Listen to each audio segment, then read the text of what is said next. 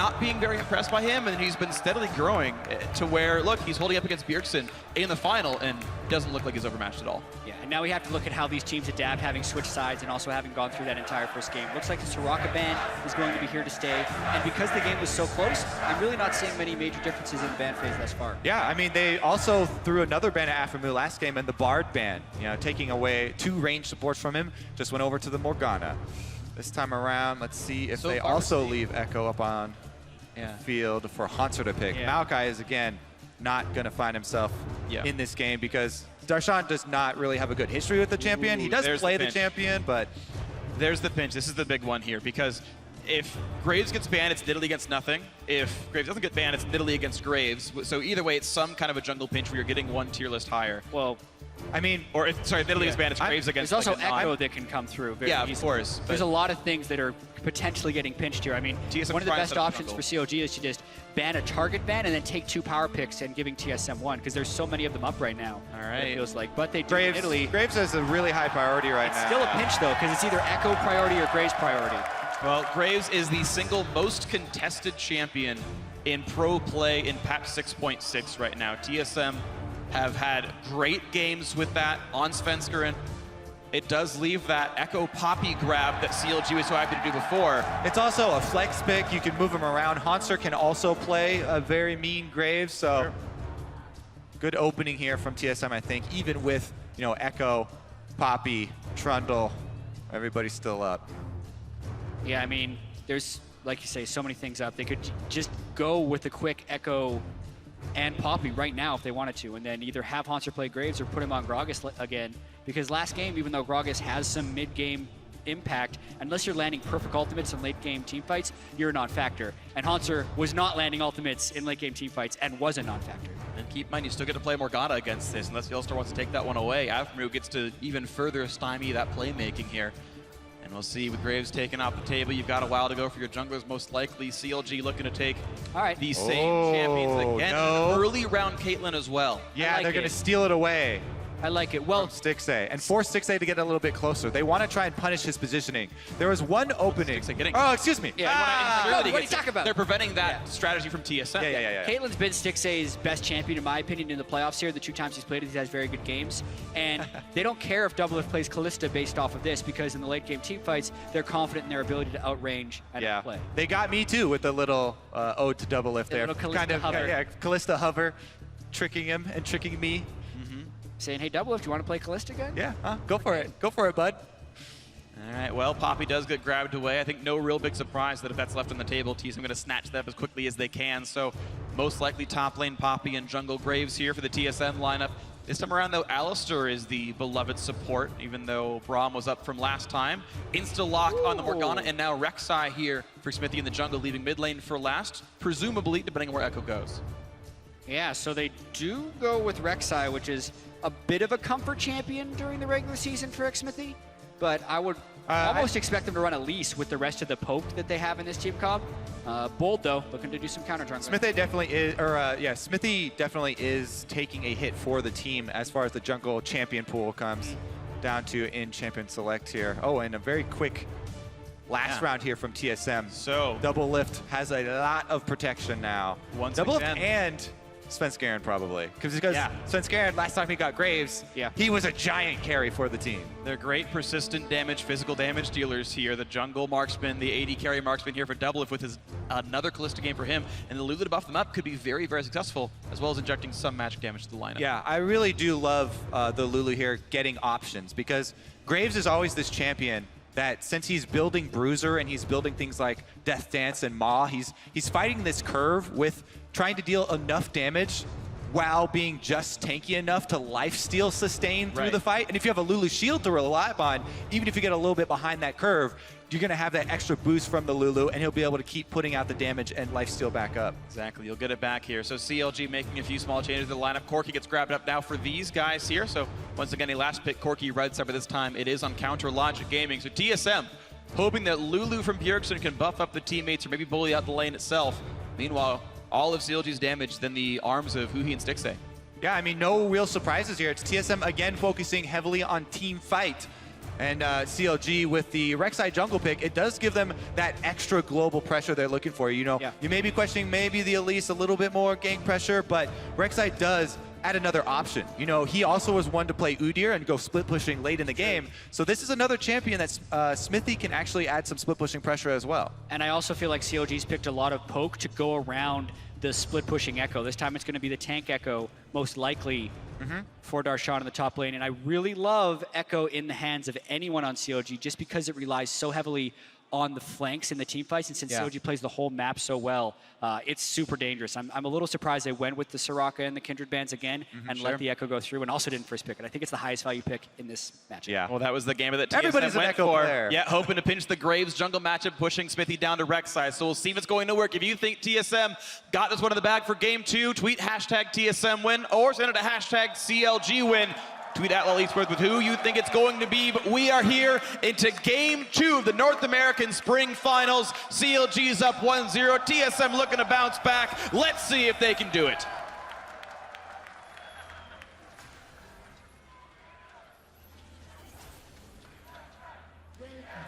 Defensive spread this time from both teams.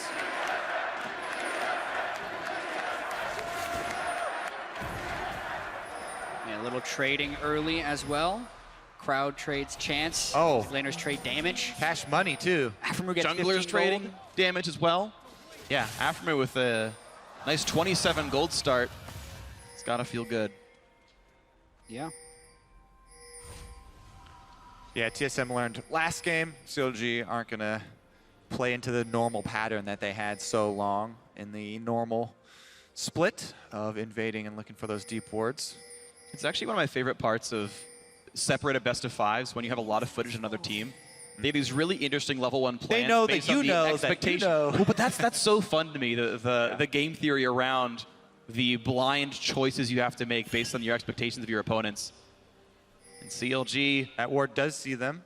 Yeah. Speaking of expectations here. It's a 2-on-2, and it's actually an even better matchup than last time. So CLG. Oh, the ward did not see them. Just kidding. Ooh, I don't know if they saw TSM. The binding's going to miss as well, but yeah, this is a 2-on-2 that I do believe favors Counter Logic Gaming. So once again, they correctly get the matchup. By the champions, it would definitely favor them, but this would be the question of whether DoubleLift and YellowStar have developed a synergy to a point where they could take down Stixxay and Aphromoo, but Alistar against range support Morgana is tough. And Aphromoo likes to play this Morgana in lane extremely aggressively. You'll see him get bush control right off the bat and then look for these bindings, try and pressure DoubleLift. He's always looking to pressure the AD carry. He will even go for the flash bindings point blank to try and ensure that it lands. And how this 2-on-2 got played is actually really crucial here.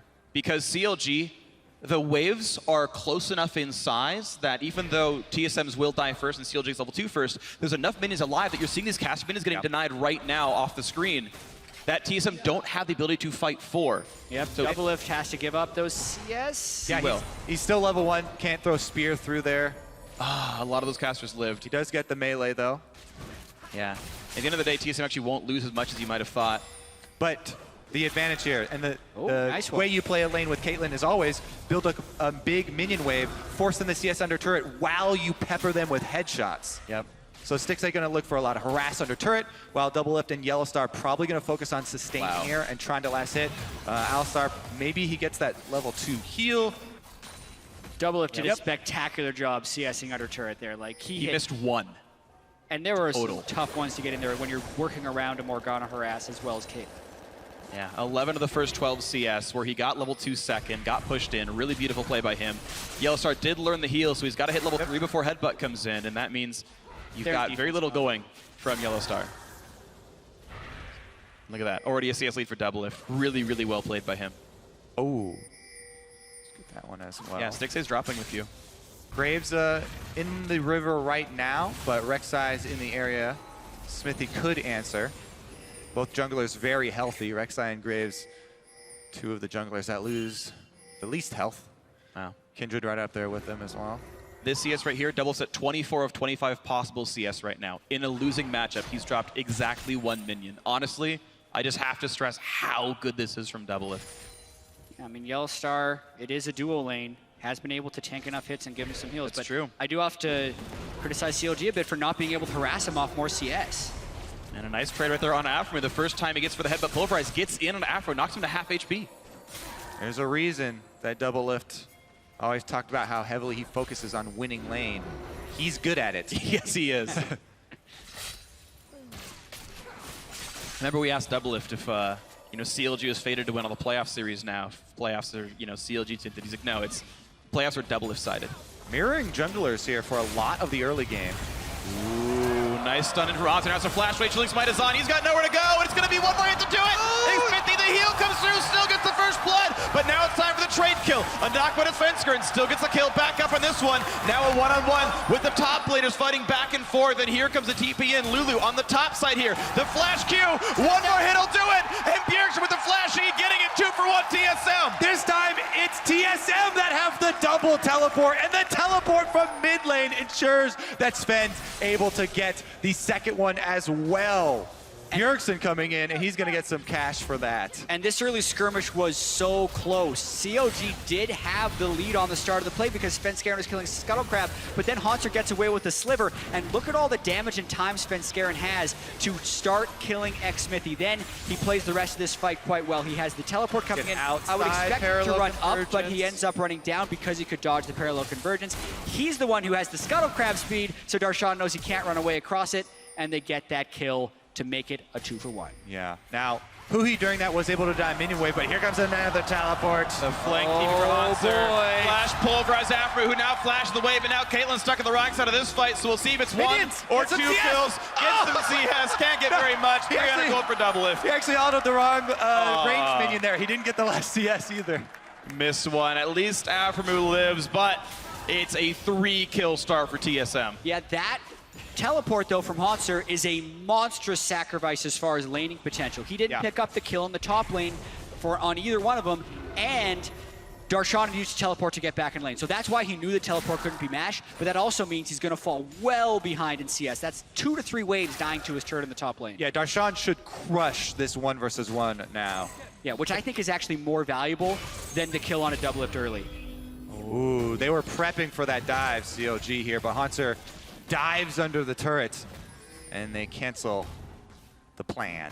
Yeah, well, it's still going to be a 10-minion lead, which doesn't suck at all for Darshan. So the end point here is a 700 to 600 gold lead for TSM, who should be up 900 gold via kills. So you can't feel too bad for them. Yeah, both of the teleports did cost them minion waves. Yes, there were of course. 2 top that Hauntzer lost, but Bjergsen also lost one as Huhi shoved in. It's just quantifying the cost of the TPs. Yeah. It's, of course, still a lead for TSM. You can't really hate on that one. Boy.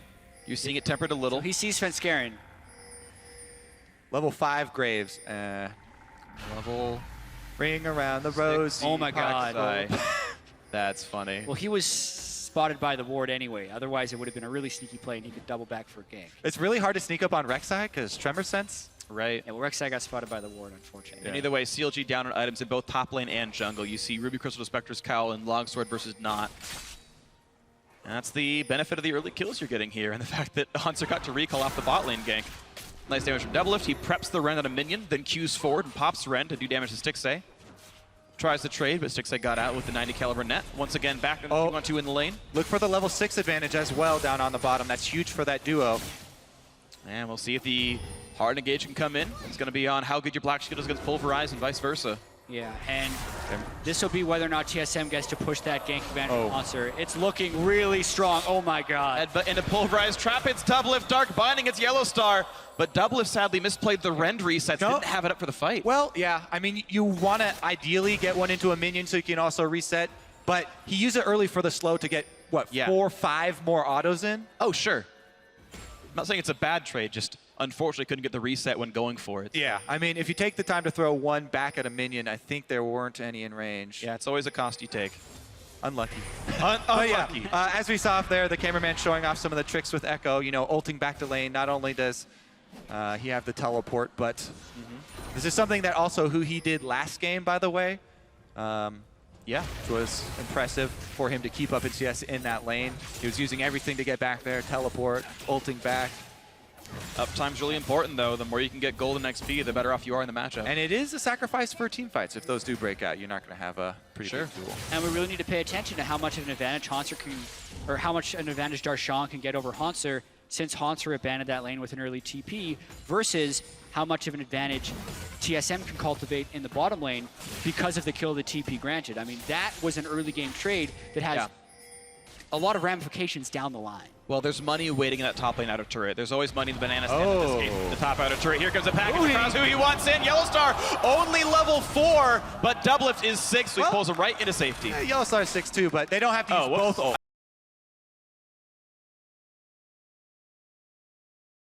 Go all in on that, but they didn't want to. DoubleLift could have flashed the wall, but that would have been a little bit aggro. Didn't look like the greatest start. Yeah. For a CLG. I mean, CLG all-inning on the level 6 Alistar with the Kalista next to them. Yeah. You know, maybe they could have tried to commit more resources to that, but just burning the Fate's Call is also a good option for TSM, and they Still just back out.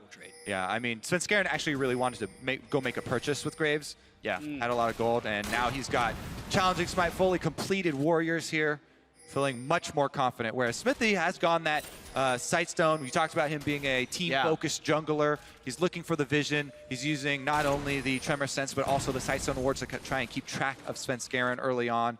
Yeah. And keep in mind, he rushed boots too as well, so he's got more movement speed as well as more tank stats to be a big frontliner, so he's getting around the map as well. That is true, but something, and one of the reasons why, if we talk about the greater meta, why damage and carry junglers are so big right now, is because those junglers initially build into damage, which increases their gold generation, increases your clear speed. Rek'Sai with going Sightstone and Ninja Tabi, Svenskeren's going to have a very quick. Optional binding without YellowStar there. No mana for the Caitlyn ultimate, though. He just took over 100 right now, but was nearly in range of popping that. He probably still could, honestly, walk forward. Yeah, I mean, you could get the heal out for it. That's worth it. Yeah. I would totally take that. And there we go, actually. The money didn't even require CLG to show up at the duo lane. Darshan wears down the top lane outer turret and brings the gold back to equal. That was a really interesting play there. I mean, DoubleLift was playing with such confidence. I feel like he was also really proving himself in the first 10 minutes of this game. CLG picks Caitlyn early, DoubleLift counters with Kalista, then he still smashes the lane. But he didn't have a support there, and he thought he was going to be able to punish it and made a mistake. It's a psychological game, right? It's one of the really cool components, you know, that League shares with poker, I guess. Yeah. And DoubleLift, Rainover was talking about the MVP, you know, using that confidence to change the play of your opponents. Svenskeren here at Xmithie trading blows. Whoa, early ulti used by Bjergsen to try to keep Svenskeren inside the fight, hoping for the knockup on Rek'Sai. Can't quite get it though, and now the re-engage knockup onto Svenskeren. Corki's in the fight as well. Has to dodge away from the rockets. Somebody he'll burn. The shot's coming around. Whoa! Flash bind from Aphromoo forces the flash out from Bjergsen. TSM retreat. Good there from Svenskeren using the ult to get over the wall, then still had flashes, both him and Bjergsen, but Aphromoo's roam definitely taking its toll there. Bunch of flashes blown. Both junglers are going to want to keep track of these, by the way. Since we have standard lanes here, a lot of the playmaking is up to them. TSM also do have the teleport advantage now, have to remember. And I think it was also really bold of Xmithie to take that fight. He's the Sightstone Rek'Sai versus the Challenging Smite Warrior Graves, and they were just able to go toe-to-toe.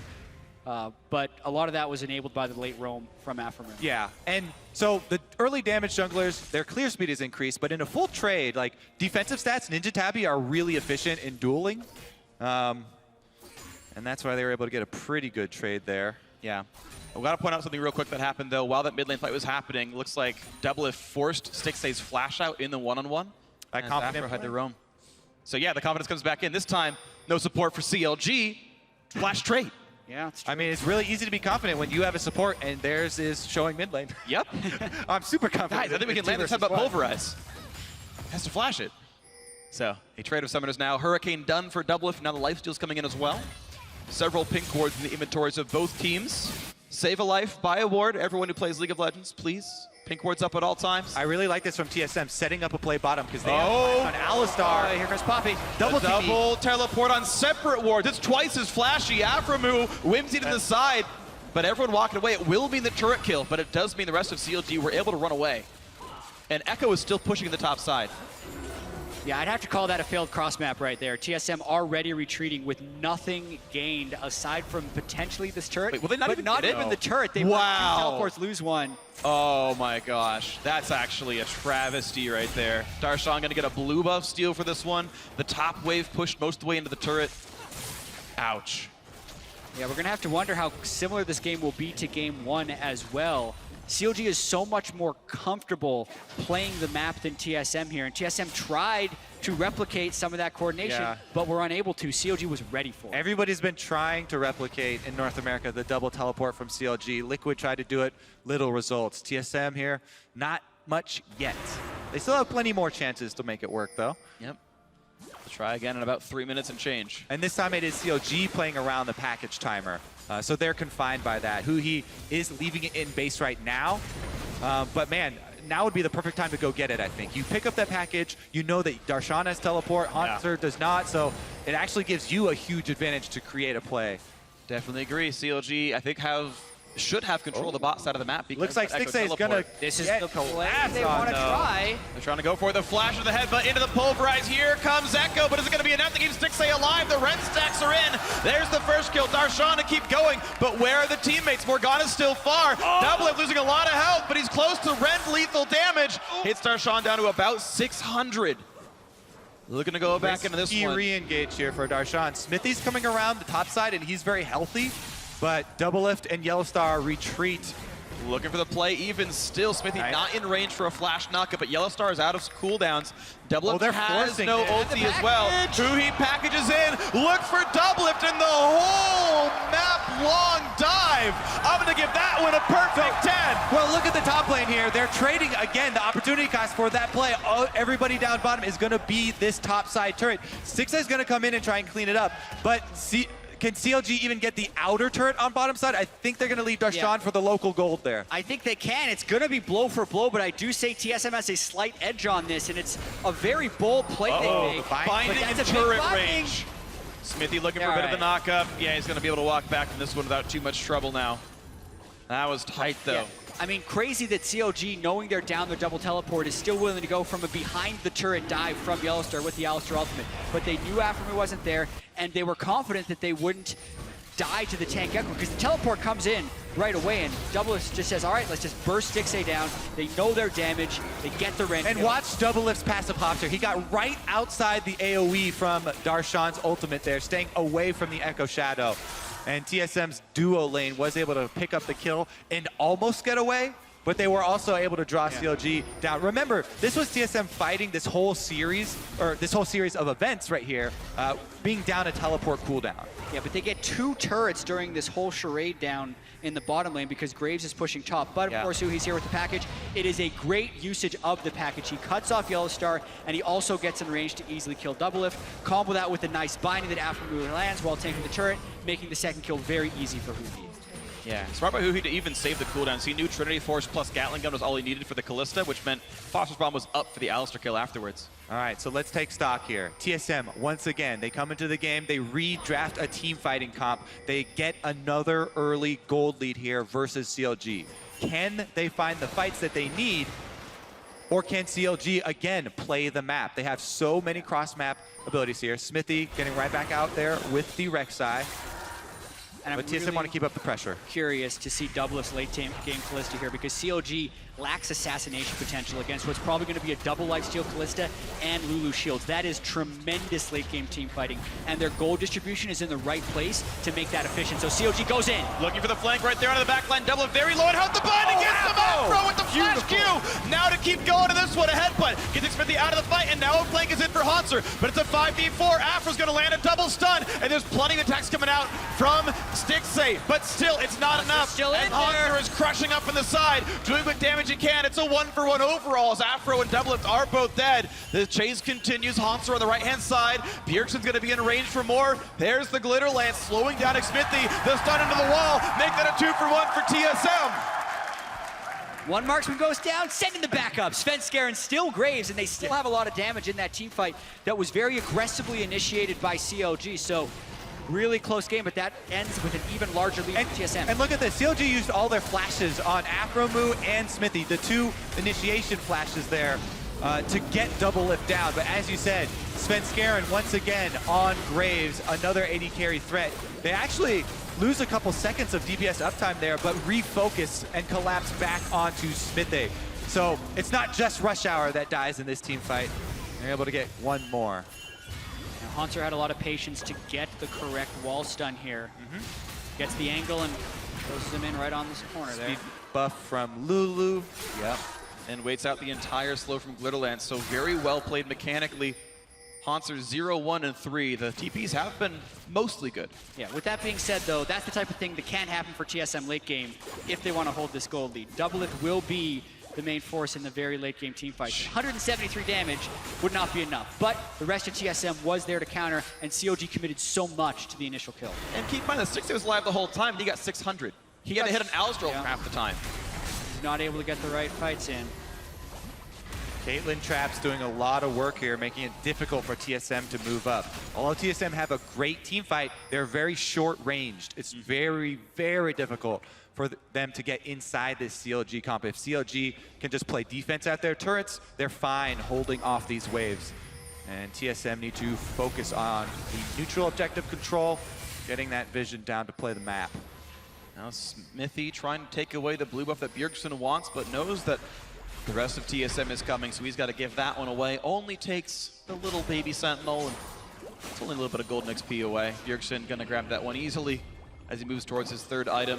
The standard Lulu build at this point of Frostbeam's Claim into Lichbane. It's a ton of movement speed, and a lot of movement speed delta as well with the on-active slow. Yeah. It also adds another artificial AP scaling to Lulu, which is what TSM need. They need an AP threat. Bjergsen on this Lulu can't just be a babysitter, because Xmithie's going full tank Rek'Sai, and they want to keep him a little bit honest and try and make him not build full armor. As of right now, it's a great option for him, and he's doing it, but it's going to be Bjergsen trying to get as many autos as well as glitter lances through Xmithie into the back line, because he's the one doing the magic damage that's going to have to try and take him down. He's going to hope he can do enough. I like that Huhi's got a Dark Seal, by the way. Corki actually has pretty decent AP ratios. So I like that he's building AD, and it's like, well, my spells do more damage too, don't worry. Seems like everyone wants a Dark Seal nowadays. It's a very good item. You can stack it up on Corki. Yeah. Pretty effectively. Last game on Corki, Bjergsen built fully offensive items, still only had one death. Huhi, we'll see if he goes kamikaze with the package, which is an option here, and then he loses Dark Seal stack, so less likely. You can try and get out with your second Valkyrie, your flash, and your heal. Yes. He's got most of the things up right now. His heal is almost coming back. You know, CLG have been very siege-focused anyway, so it's not been as much about the dives for them as a team overall. I think that they definitely give this dragon over to TSM. TSM right now, they're kind of chipping away at the turrets.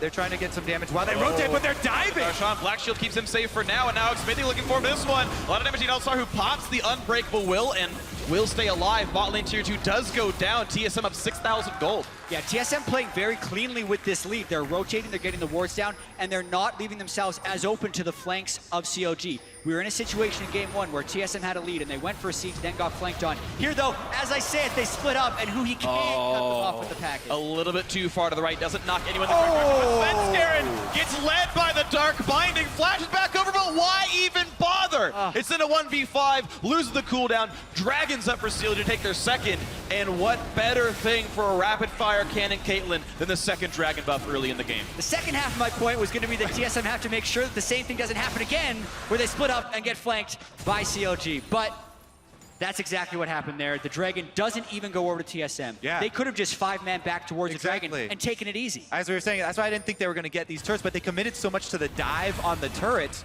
Alistar not having ultimate up for that, and everybody's spreading out as the package came in. This is really big for CLG to actually get that second dragon, and TSM still sitting on 0. And definitely a concern as we crest into the mid game. That 6% ability power and attack damage actually quite relevant as far as combat stats go. It'll be worth a couple thousand gold that you won't see in the scoreboard normally.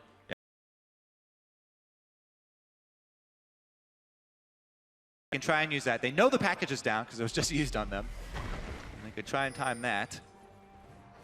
You know, they still have the giant 5,000 gold lead, not to mention Stixxay is really a non-factor at this point in the game. Even when he was able to have a lot of time in team fights, the front line from TSM is very strong. You can add that to Lulu shields. And even if he goes to hit either of the AD carries of TSM, he's going to lose those trades. So he needs a lot more time to power up. Okay, here comes the mid lane siege though, and TSM not perturbed at all. They're using that gold lead to push and shove their weight forward. CLG has to respect it. Both marksmen are about 300 gold short of their Infinity Edge power spikes, which is a huge damage surge when it does get completed. They just go with the turret blitz there, run straight up the middle. chip the turret out before CLG are able to rotate down in defense and set up their traps. If you play against Caitlyn, yes, in the same lane, it's really annoying to get through those traps, but if you keep moving and switching between lanes, force her to pick them up and walk all the way over. Yeah, she has to set up for about small openings. 10-15 seconds, depending on what rank the ability is. Stixxay did, in fact, fully max build over Peacemaker, then 3 points in traps. And importantly, this time, TSM are satisfied with just that damage that they got, a small chunk off the turret. They don't overstay and give up a couple extra kills here. Well, that gave some nice breathing room, though, for CLG. Both Infinity Edge is now done, so Huhi and Stixxay are online to be real threats. Randuin's almost done for Xmithie. Even though we're seeing Bjergsen build what ability power he can, you have a heavy armor tank in both the top lane and the jungle. No one's getting MR yet in any meaningful way on CLG. Randuin's when there's no crit AD carry, no crit of any kind on the enemy team. Yeah, it did get recently. I know it did get recently buffed, so it's an efficient item. But there are, small min-maxing things that you can do with the other armor items to get a tiny bit of extra utility. Still a general good tanking item. It looks like TSM's going to continue with this group siege strategy. It's going to kind of be on CLG to stall this one out and wait for their opportunity. It's something they're very comfortable doing, but this is a larger deficit than they faced at any point during the first game. Well, then CLG has to claw their way back into this one if they want to keep this series with a CLG lead. Solomid looking to tie this one up 1-1 if they can keep this going. Honestly, has looked good so far in the game, and the double TP should give them a mid-game rotational lead as well as he press 26 minutes. What TSM really want is a fully engaged team fight. They need a full commitment from CLG into a team fight somehow to spark that. But they don't really have too many tools for the impetus to do that, so that's why they continue to try and blitz these turrets. Oh, headbutt pulverize on Xmithie. Yeah, but YellowStar down a bit low. Binding hits Bjergsen for some decent damage. In comes Darshan, taking a lot of damage, gets the shield back up, and nearly kills down the Alistar, but now to run away. The knockup's Serena, who's gonna, what? Hauntzer, it's nobody at all! And the re-engage comes in, Bjergsen! It's 2 kills so far! Make that a third as Huhi goes down! And nothing for Xmithie, a 4 for 0! Yeah, Hauntzer didn't want to hit them because he didn't want to give them a free ticket out of the fight. And TSM take their lives, instead they're gonna run straight through to the inhibitor. They combo through CLG. Couldn't get a clean first initiation, so the re-initiation and the team fighting and the gold all come out big for TSM, and they get a full push down the mid lane. Yes, CLG may be good at playing the map. Oh, Aphromoo gonna get chased down here, actually. Binding onto one and just running away to buy time. To be honest, Aphromoo's buying time because the game could have ended on the other side if Aphromoo didn't sacrifice. The sacrifice there. Sacrificial lamb. The game may still be over, just not yet, because this is 10,000 gold and a Baron. Baron's going to be going down almost for sure. CLG would need a minor miracle to save this one, but they might try. You never know. I have to say, this is such a good second game from TSM after the first. CLG has to try to stop this. All in. Can Poppy stop Rek'Sai from getting in? No, she cannot. They're inside the pit. Plenty damage now. Ekko pops the ulti. Now Xmithie is stuck inside the pit. 2,400 HP. Down goes Xmithie. Now Caitlyn's in the fray as well. Here comes Huhi. This is the fight that CLG needs. They get one so far, but it's still going TSM's way. Stixxay, the last one alive. He's not going to live much longer. TSM win another fight. And CLG commit everything for that. That's going to be game. Yes, in game 1, CLG could play the map, but the only part of the map TSM have to play is mid lane. They got all their advantages there, and they're gonna go straight back up to the Nexus. A Baron buff, Hauntzer, and a super minion. That's all they're gonna need. TSM looking to close it out. Yes, such a bounce back game for TSM. They stayed calm, they stayed collected. They stayed with their mid strategy. The whole game, they were just up and down that mid lane. CLG could not split push, could not team fight. TSM takes it to 1-1. The individual plays triumph. Another great game from Bjergsen and the rest of TSM. Another early game lead, this time capitalized. CLG had no more miracle flanks. TSM had solid team fighting, a great game plan, and they got a big enough gold lead to just run straight up mid lane and force through the turrets. They kept blitzing those turrets, chunking it down, and then forcing the initiation, the dive with Alistar. And YellowStar as the point man, tanking the turret for them. Yeah, I also think because some of the early team fights went TSM's way, Darshan was never able to get pressure in the split push, so Hauntzer could always just match, which meant CLG was really just left with options of trying to counter the siege in the mid lane or force the team fights, and they weren't able to do that. So it was very clean there by TSM, aside from that one little slip up towards the Dragon. Yeah, honestly, just impressive stuff by them. Individual skill, I chalk up as the primary reason here. The entire reason TSM had this lineup was to grab the best and brightest that they could. Another English language team, that's what sort of the NA team sort of realized a lot of through 2015 is get players who all speak the same language, that the coordination's there at the beginning, but it still took a couple months for TSM to get on the same page. Once they were, though, those lines were easy to read, and they were just playing so well together. It's also, you know, the effort that both teams are putting in. CLG are drafting this way, and they're trying to execute a completely different strategy, going around the outside, whereas TSM, which want mass as much gold and just go straight up the middle in their team fight, this time we saw TSM get the better of them. Yeah, so well played by TSM, good team fighting by them, and a great game 2, a sub 30-minute victory, very impressive by them.